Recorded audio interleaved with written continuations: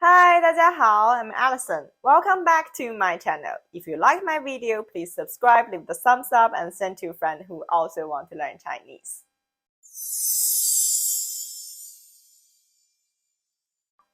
In this series, we are going to talk about Chinese idioms. In the video, I will explain the meaning of one particular idiom in English, then tell you the story behind that idiom in Chinese.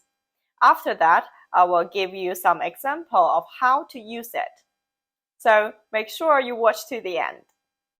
坐井观天 is a Chinese idiom that literally translates to sitting in a well and looking at the sky.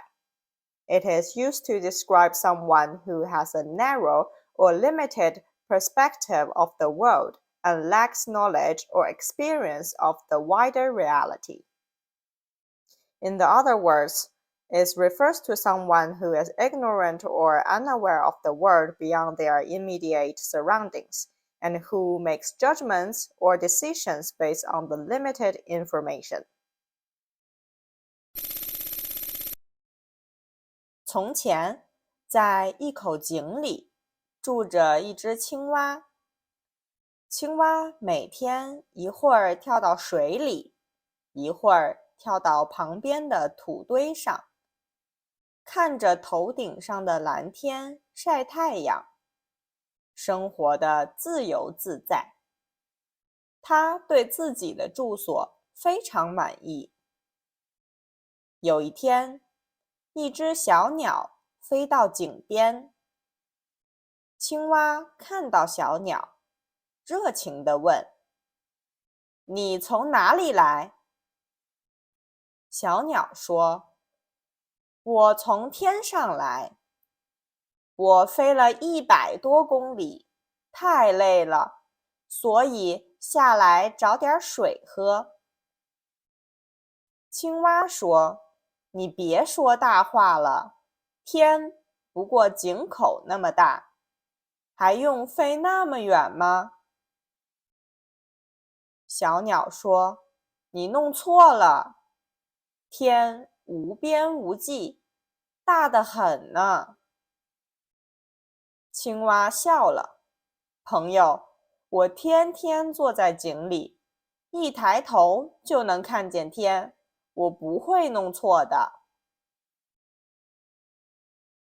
小鸟也笑了：“朋友，你真的弄错了，不信你跳出井口来看一看吧。”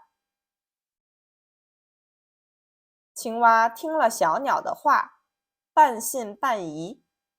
他想了想，真的跳出了井。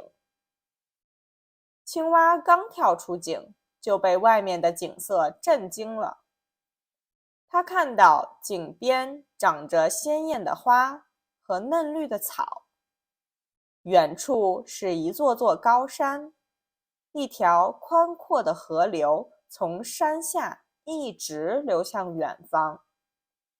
太阳快要下山了，西边的天空被夕阳映照得五彩斑斓，一片片云从他的头顶飘过，飘到很远很远的地方，看不到尽头。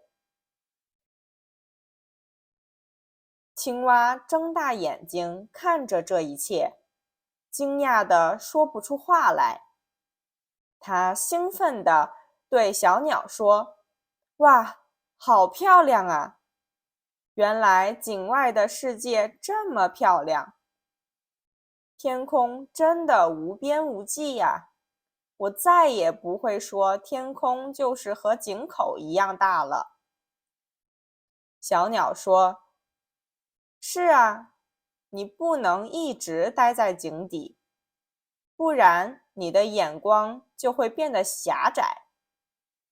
要多出来看看外面的世界呀，这样你才能知道天有多大，地有多广，我们的世界有多美。”